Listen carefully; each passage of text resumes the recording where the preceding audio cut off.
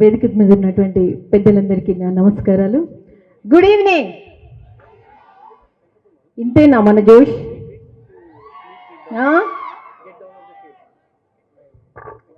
ఒకసారి అందరూ వచ్చి కూర్చుంటారా ప్లీజ్? చలి బాగా వేస్తుంది కదా.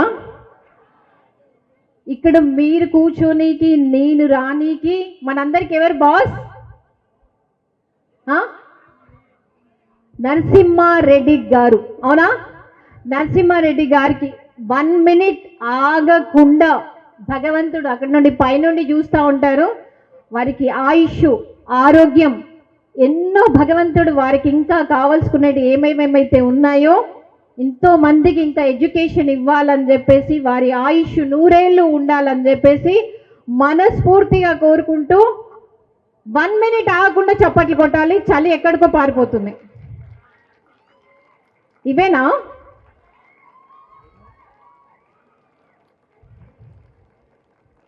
ఇక్కడికి నాకే వినొస్తలేవు, దేవుడికి ఎక్కడ వినబడుతున్నాయి? బిగ్ అప్లాజ్ అండి.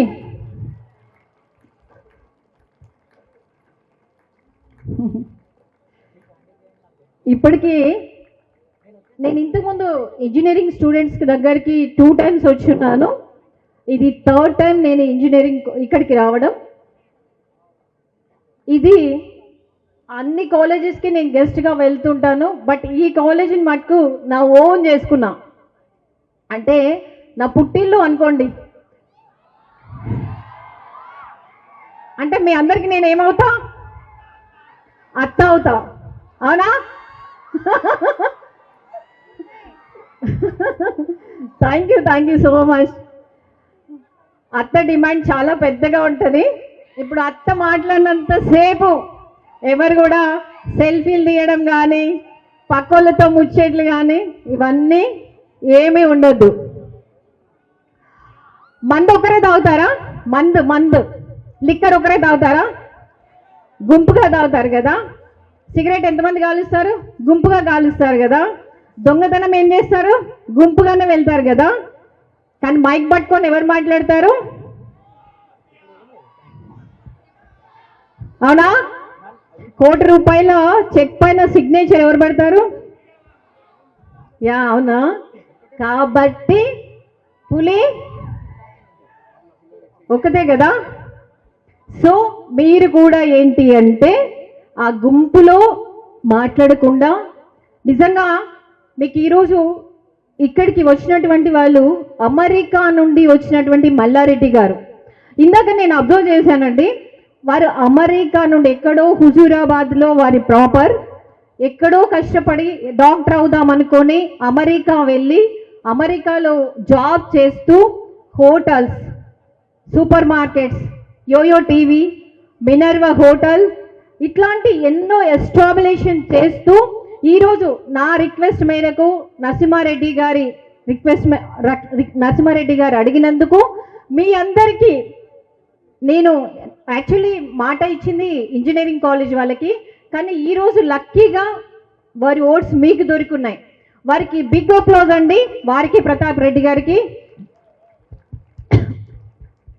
సీరియస్లీ మనకెవరన్నా ఎక్కడి నుండైనా వచ్చి చెప్తున్నారు అంటే మన కళ్ళు, చెవులు అక్కడే చూస్తూ ఉండాలి. మీరందరూ హ్యూమన్ రిలేషన్స్ అని, మార్కెటింగ్ అని, ఫైనాన్స్ అని ఎంతో బిజినెస్ చేద్దామని చెప్పేసి, ఏదో ఉద్ధరిద్దామని చెప్పేసి ఇక్కడికి వచ్చి కూర్చున్నారు. ఇక్కడికి వచ్చి కూర్చున్నప్పుడు ఏంటంటే ఇక్కడున్న ఎడ్యుకేషన్ వ్యవస్థ ఏదైతే ఉందో ఒక మీకు ఎడ్యుకేషన్ ఇవ్వట్లేదు.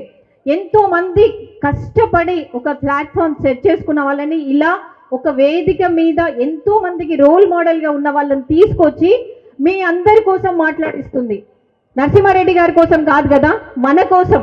ఇక్కడ చాలా మందిని చూసాను ఇందాక సెల్ఫీలు తీసుకుంటున్నారు. పాపం వాళ్ళ మాటలు వాళ్ళు మాట్లాడుతున్నారు, మీ పని మీరు చేస్తున్నారు. ఎవరి కోసం అండి ఇక్కడ ఇంత దూరం వచ్చింది? మీకోసమే కదా. అవునా కాదా? మరి వాళ్ళ నుండి మనం చాలా తీసుకోవాలి కదా. వాళ్ళు ఎక్కడ సక్సెస్ అయ్యారు, ఎక్కడ పుట్టారు, ఎక్కడ పెరిగారు, ఎట్లా కష్టపడ్డారు, ఈరోజు ఒక వ్యవస్థను ఎలా తయారు చేసుకున్నారు అనేది ఖచ్చితంగా మనం తీసుకోవాలి. ఎగ్జాంపుల్, మీ ఏజ్ ఎంత అండి? వైట్ షార్ట్, మీ ఏజ్ ఎంత? 23లో నేను 4 బిజినెస్లు ఉన్నాయి నాకు అప్పటికే. నా ఏజ్ 23, అప్పటికి 4 బిజినెస్లు ఉన్నాయి నాకు. నేను కూడా అప్పుడు ఏంటి అంటే ఏది పట్టించుకోకుండా ఉండుంటే 4 బిజినెస్లు చేసి ఉండేదానా? ఈరోజు ఒక గ్రూప్ ఆఫ్ చైర్మన్గా మీ ముందు ఉండేదానా? మీ అమ్మ నాన్న పొద్దున్న లేస్తే నిజంగా అండి, ఇది ఖచ్చితంగా వినండి మీరు. మీ అమ్మకి చేత కాకపోయినా మీకు లేసి బాక్స్ పెడుతుంది. ఒక్కొక్కసారి మీ అమ్మని అడిగి చూడండి, మీ నాన్నని అడిగి చూడండి, తన ప్యాకెట్లో మనీ లేకపోయినా మీ ప్యాకెట్లో మనీ పెట్టి ఇక్కడికి పంపిస్తారు. అట్లాంటి ఎఫర్ట్ పెట్టి ఇంత దూరం పంపించిన తర్వాత ఇక్కడున్న మీకు ఎంతో ఇవ్వడానికి ఇక్కడున్న ఎడ్యుకేషన్ వ్యవస్థ ఎంతో సపోర్ట్ చేస్తుంది. సేమ్ టైం ఎంతో మందిని మీకు ఉదాహరణగా చూపిస్తుంది. అట్లాంటప్పుడు ఒక నరసింహారెడ్డి ఇంజనీరింగ్ కాలేజ్కి వచ్చాము. నరసింహారెడ్డి కాలేజ్కి వచ్చినప్పుడు ఒక MBA అనే దాన్ని మీరు చూజ్ చేసుకున్నప్పుడు ఒక కాలేజ్లో అడుగు పెడితే నేను అందరికీ ఒకటే చెప్తాను, అక్కడుండే కోడింగ్లో మీ ఫోటో కనబడేలాగా చూసుకోవాలంటే దానికి ఎలాంటి ఎఫర్ట్ పెట్టాలి, ఎలాంటి టైం పెట్టాలి, ఎలాంటి కమిట్మెంట్ పెట్టాలి, ఎలాంటి క్యారెక్టర్ పెట్టాలి అని. వచ్చామా, చదివామా, బుక్ తీసుకున్నామా, ఇంటికి వెళ్ళామా, అయిపోయిందా కాదు. ఇది పోటీ ప్రపంచం. ఈ పోటీ ప్రపంచంలో మనం ఒక సక్సెస్ దానిలో ఉండాలి అంటే అదే పర్టికులర్గా ఒక బిజినెస్లో మనం సక్సెస్ కావాలి అంటే మనము ఆ డే 24 అవర్స్ మనిషి ఇచ్చిన భగవంతుడు ఇచ్చిన టైం ఏదైతే ఉందో ప్రతిరోజు ఒక డైరీని రాయండి.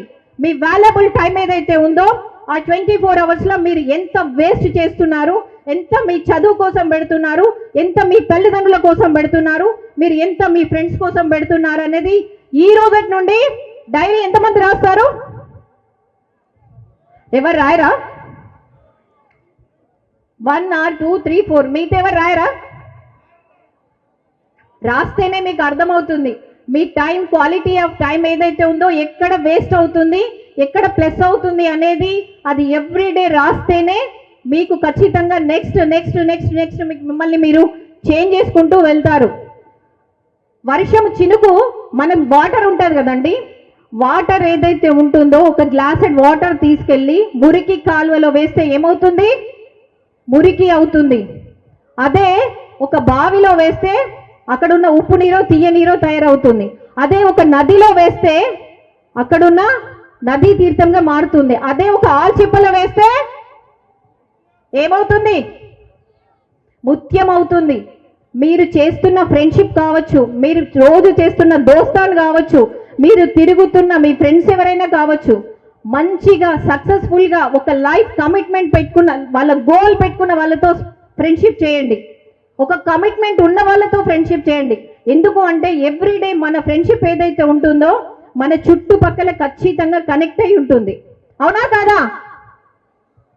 ఇది నేను నా లైఫ్లో ఏదైతే ఎక్స్పీరియన్స్ చేశానో అది మీకు ఓన్ చేస్తున్నా. ప్రతిరోజు ఆలోచించండి, మనం ఎలాంటి వాళ్ళతో దోస్తాన్ చేస్తున్నాం, ఎలాంటి వాళ్ళతో టైం పెడుతున్నాం, ఎలాంటి వాళ్ళతో మనం ఉంటున్నాం అనేది ఖచ్చితంగా మన నెక్స్ట్ ఫ్యూచర్ని డిసైడ్ చేస్తుంది. ఏదో ఈరోజు నడిచిపోయింది కదా, ఈరోజు 4 దోస్తాలతో మాట్లాడాం కదా, వెళ్ళాం కదా కాదు. ఖచ్చితంగా మనకున్న 5 ఎవరైతే ఉన్నారో ఆ 5 ఫ్రెండ్స్ ఎట్లాంటి వాళ్ళు అయి ఉండాలంటే ఫ్యూచర్ని ఎంతో అద్భుతంగా డిజైన్ చేసుకునగలిగే వాళ్ళే ఉండాలి. ఫైనాన్షియల్గా కమిట్మెంట్ ఉన్న వాళ్ళే ఉండాలి. మెంటల్ స్ట్రెంగ్త్ ఉన్న వాళ్ళు అయి ఉండాలి. ఫిజికల్ స్ట్రెంగ్త్ ఉన్న వాళ్ళు అయి ఉండాలి. ఫైనాన్షియల్ స్ట్రెంగ్త్ ఉన్న వాళ్ళు అయి ఉండాలి. ఫైనాన్షియల్ స్ట్రెంగ్త్ అంటే ఏదో కోట్లు కాదండి. వాళ్ళ దగ్గర 10,000 రూపాయలు ఉంటే ఆ 10,000ని నిజంగా ఎంత అద్భుతంగా వాడగలుగుతారు వాళ్ళు అనేది మనకు తెలిసి ఉండాలి. నా కొడుకు నేను లాస్ట్ మంత్ 10,000 రూపాయలు వేసాను, ఫోన్పే చేస్తున్నాను. వాడు చదువుతున్నది 9th క్లాస్. చెప్పాను, ఈ రోజు నీకు 10,000 రూపీస్ వేసాను, అడగకుండా వేశాను. ఆ 10,000ని నువ్వు 1 monthలో ఏ రకంగా వాడతావో నాకు మొత్తం స్టేట్మెంట్ ఇవ్వు, ఎక్కడ రూపాయి ఖర్చు పెట్టింది నాకు తీసుకొచ్చి ఇవ్వని చెప్పాను. ఈరోజు నా సెల్ ఫోన్లో ఉంది, మీరు చూడొచ్చు. వాడు నిజంగా అంతకుముందు ఏదో అడిగినప్పుడల్లా తీసుకునేది. ఇప్పుడు ఆ 10,000 రూపాయలని ఎంత పద్ధతిగా వాడాడంటే ప్రతి రూపాయిని నాకు రాసి చూపించాడు. అట్లా మీ నాన్న ఇచ్చిన ప్యాకెట్ మనీ ఏదైతే ఉందో, మీ అమ్మ దాచుకొని ఇచ్చిన అమౌంట్ ఏదైతే ఉందో, మీరు ఇప్పుడు చేసే ఏదైతే ఫైనాన్షియల్ ఏదైతే ఉంటుందో, ఖర్చు పెట్టేది ఏదైతే ఉందో అది కూడా రేపు మీ ఫ్యూచర్ని డిసైడ్ చేస్తుంది. మీరు ఇక్కడికి వచ్చినట్టు కాదండి, ఖచ్చితంగా ఇక్కడ నరసింహారెడ్డి కాలేజ్లో మేము చదువుకున్నాం ఎంబే. రేపు ఫ్యూచర్లో ఒక పెద్ద బిజినెస్ మ్యాన్ అవుతాను, ఒక పెద్ద ఎంటర్ప్రినర్ అవుతానని ఎంతమంది మాట ఇవ్వగలుగుతారు? ఎంతమంది? మిగతా వాళ్ళందరూ ఇవ్వరా? ఇంట్లో ఉంటారా? ఇంట్లో ఉంటారా? నలుగురే అవుతారా? అబ్బా నాకు నిజంగా ఎట్లుంది తెలుసా, ఇక్కడికి వస్తే లోపల ఉన్న దాచుకున్నది ఏదైతే ఉందో, లోపల మనం ఒక సక్సెస్ఫుల్గా దాచిపెట్టుకున్నవి ఉంటాయి కదా, అవన్నీ తీసి ఇచ్చేయాలి అనిపించాలి. మీ జోష్ అట్లుండాలి. ఎట్లుంది అంటే నీరసంగా ఆయాసంగా ఈ 22-23 ఇయర్స్ ఏజ్లో ఎట్లా ఉంటుందంటే ఒక గోడను గుద్దితే పగిలిపోతుంది, అంత స్ట్రెంగ్త్ ఉంటుంది. అట్లాంటిది ఏంది ఇది 70 ఏళ్ళ వయసులో కదా అలా ఇలా ఇలా అలా. నో, చాలా జోష్ ఉండాలి. ఒక్కసారి ఏమని అరుస్తారు? అది కాదు, ఖచ్చితంగా మీ జోష్ ఏదైతే ఉందో ఈ రోజటి నుండి టైమింగ్ ఏదైతే ఉందో మార్నింగ్ లేచి నుండి నైట్ వరకు ఖచ్చితంగా మీ టైం చాలా వాల్యుబుల్. భగవంతుడు ఇచ్చింది ఏదైతే ఉందో దాన్ని ఖచ్చితంగా ఎవ్రీడే డైరీ మెయింటైన్ చేయండి. పొద్దున్న లేచిన తర్వాత భగవంతుడికి మొక్కండి. మీ శరీరానికి మీ మనసుకి ఏదైతే ఉందో ఖచ్చితంగా టైం ఇవ్వండి. మెడిటేషన్ చేయండి, యోగా చేయండి. తర్వాత మీ యథావిధిగా మీ రొటీన్ ఏదైతే ఉంటుందో మీ లైఫ్ స్టైల్ని ఖచ్చితంగా ఎవ్రీడే ఈవినింగ్ మీ కాలంలో ఖచ్చితంగా రాయండి. నిజంగా నెక్స్ట్ టైం నేను వచ్చినప్పుడు ఎంతమంది దాన్ని యూజ్ చేసుకున్నారు, ఎంతమంది దాన్ని రైట్ టైంగా వాడుకున్నారు అనేది ఖచ్చితంగా నేను అడుగుతాను.